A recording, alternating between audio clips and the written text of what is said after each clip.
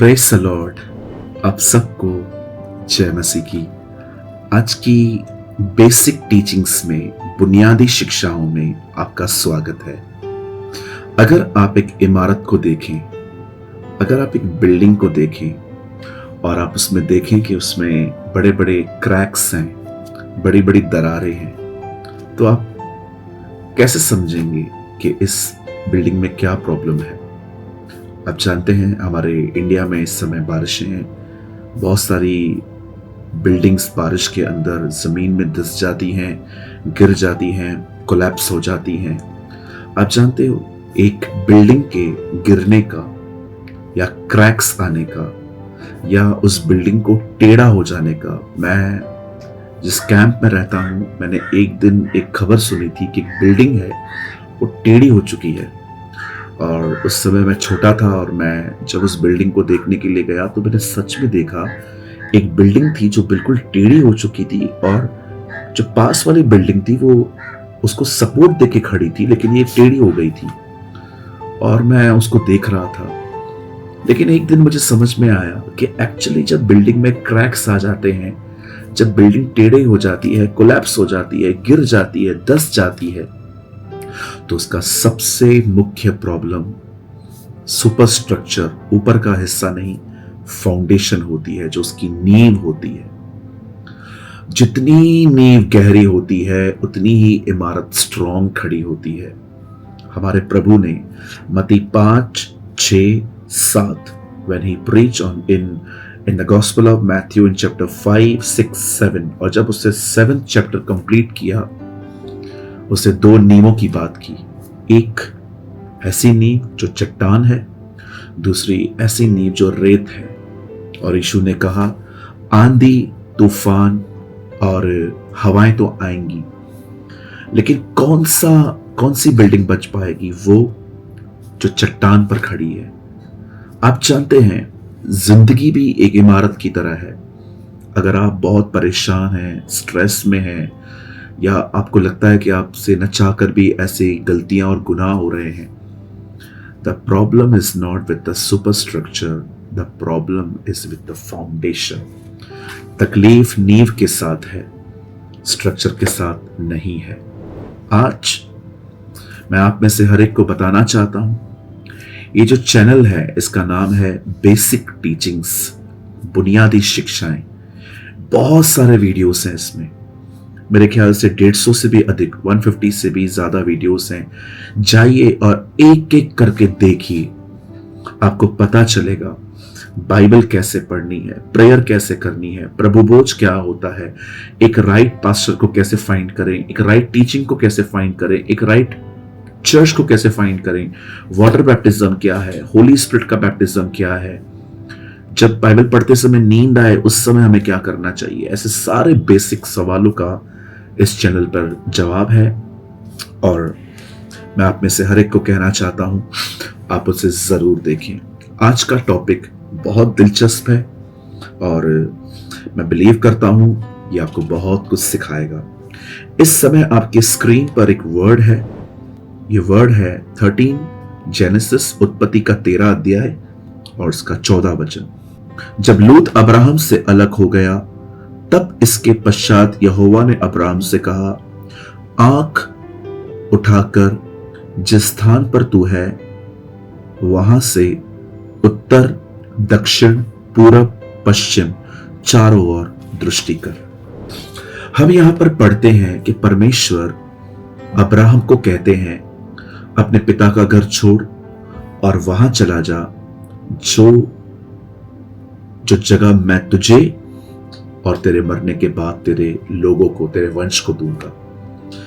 अब परमेश्वर का वचन कहता है बुलाहट, कॉलिंग अब्राहम की थी, लेकिन अब्राहम हम यहां देख रहे हैं वो एक और व्यक्ति को साथ में लेकर निकला है, उसका नाम है लूत। आप आराम से पढ़ें, बुलाहट सिर्फ अब्राहम की थी, लूत की नहीं थी, बट बिकॉज ऑफ अटैचमेंट, लगाव होने के कारण अब्राहम उसे भी अपने साथ लेता है। यह बिल्कुल उसी तरह है कि आप मार्केट जा रहे हैं, आपको कुछ लेना है और आप उसे भी घसीटते हैं जिसको कुछ नहीं लेना है, और वो आपके साथ साथ घूमता रहता है। इसे कहते हैं अटैचमेंट। लेकिन आप जानते हैं, जब परमेश्वर किसी को बुलाता है तो याद रखिए, ये हो सकता है कि आपकी अटैचमेंट्स की वजह से परमेश्वर का काम खराब हो। शैतान किसी को डिस्ट्रॉय नहीं कर सकता, लेकिन वो बहुतों को डिस्ट्रैक्ट कर सकता है। वो आपको आपके पर्पस से दूर कर सकता है। आप जानते हैं, आजकल बहुत सारे जो लोग हैं वो वीडियो गेम्स खेलते हैं, जैसे कि प्लेस्टेशन 5 और भी बहुत सारी गेम्स। मैं ऑनेस्टली कहना चाहता हूं, उनके हाथ में एक रिमोट कंट्रोल होता है, और कई बार वो रिमोट कंट्रोल न केवल वो उसके थ्रू गेम्स खेलते हैं, पर वो उनको भी कंट्रोल करता है। वो सारा दिन गेम्स खेलते रहते हैं, सारा दिन बैठे रहते हैं, और आप जानते हैं वो अपने पर्पस से डिस्ट्रैक्ट हो जाते हैं। डेविल आपको नाश नहीं कर सकता, लेकिन वो आपको डाइवर्ट कर सकता है। आप जानते हैं, अब्राहम और लूत जब साथ में लेके निकले, आप देखिए आगे चल के इनके चरवाहों के बीच में झगड़ा हुआ, लड़ाई हुई, शायद से झगड़ा तो कंफर्म हुआ है। और जब ये बात अब्राहम को पता चलती है, अब्राहम लूत को कहते हैं, सर आप प्लीज यहां से जाइए, इवन आपके सामने पूरा देश है, आपको दाएं जाना है दाएं जाइए, तो मैं बाएं जाता हूं, आप बाएं जाओगे मैं दाएं जाता हूं। क्या मतलब जी? जो अच्छा लगे आप लीजिए, जो आपको अच्छा न लगे वो मुझे दे दीजिए, ये अब्राहम ने कहा। और जैसे अब्राहम लूत से अलग हुआ, बाइबल कहती है लॉर्ड स्पोक टू अब्राहम, परमेश्वर ने अब्राहम से बात की। कभी आपने इस बारे में सोचा, लूत के जाने के बाद खुदा उससे क्यों बात करता है? आप जानते हैं, हर व्यक्ति आशीष नहीं है।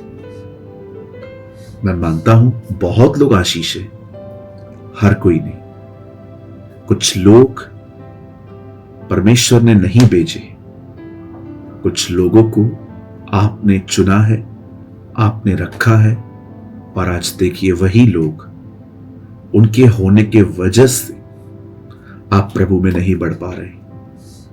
अगर आप चाहते हैं आपकी सीजन्स बदले, आपके मौसम बदले, आपके हालात बदले, आपको आपका लक्ष्य, आपका विजन, आपका एम क्लियर दिखाई दे, कुछ लोगों को अपनी जिंदगी से जाने दीजिए। बहुत बार परमेश्वर आप में से कुछ लोगों की जिंदगियों में से कुछ लोगों को ले जाते हैं, लेकिन बिकॉज ऑफ अटैचमेंट, लगाव होने के कारण आप उनको वापस ले आते हैं। मैं प्यार नहीं कह रहा हूं, मैं लगाव कह रहा हूं, अटैचमेंट। प्यार बहुत अलग होता है। कुरिन्थियों पढ़ के देखिए, प्यार बहुत डिफरेंट है। अटैचमेंट का दूसरा नाम है आदत। आपको आदत हो चुकी है इस बंदे से बात करने की, इसके मैसेज का वेट करते रहेंगे, उसके साथ रहना है, पर क्या वो खुदा ने भेजा है? और जब खुदा नहीं बेचता और कुछ लोगों को आप चुन लेते हो जो खुदा में भी इतने आगे नहीं है, तब ये लोग आपकी जिंदगी में रुकावटें ले आते हैं। आप जानते हैं, जब यीशु याईर के घर पे गए तो वहां लोग रो रहे थे। यीशु ने कहा, लड़की मरी नहीं है, सो रही है। जैसे वो निकले, यीशु ने लड़की को जिंदा किया।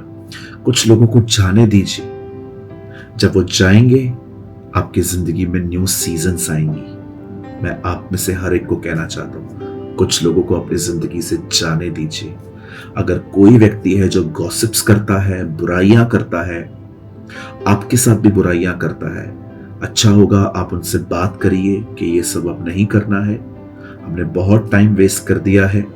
और अगर वो बुरा लगता है, वो जा रहे हैं, उन्हें जाने दीजिए, क्योंकि याद रखिए, कुछ लोगों के जाने के बाद ही आप बहुत सारी चीजों को समझ पाओगे कि आप कहां हो और आपको कहां होना चाहिए। जब लूत अब्राहम से अलग हुआ, तब खुदा कहता है, अब इस नगर को देख, दाएं बाएं जहां तक तेरी नजर जा सकती है उसे देख। और बाइबल कहती है वो सब कुछ खुदा ने उसको दे दिया। पर यह तब हुआ जब लूत चला गया। याद रखिए, जब परमेश्वर आपकी सीजन्स, आपके मौसमों को बदलने पर होता है, तो वो कुछ लोगों को आपकी जिंदगी से जाने देता है। उम्मीद करता हूं आज के इस छोटे से वचन में आपने कुछ समझा और सीखा होगा, और मैंने कुछ और भी चीजें लिखी हैं। ये लिटरेचर है मेरे पास, आर्टिकल है कि खुदा लोगों को क्यों जाने देता है। आप चाहें इस नंबर पे जो आपके स्क्रीन पर है, आप मुझे अपना नाम और आप कहाँ से हैं और नीचे लिखिए कुछ लोगों का चला जाना। जब आप ये लिखेंगे कुछ लोगों का चला जाना, तो आपको एक आर्टिकल आएगा, उसे पढ़कर आप और भी गहराई से समझेंगे कि खुदा ये कैसे करता है। आपको मैं उम्मीद करता हूं आज के वर्ड के द्वारा आपने बहुत कुछ लर्न किया होगा। प्रभु आपके साथ है, उसके साथ चलते रहें। और यदि आपके आज के वचन के द्वारा कुछ सीखा हो तो कमेंट बॉक्स में कमेंट करके जरूर बताएं। खुदा आपके साथ है। आप सबको जय मसीह की।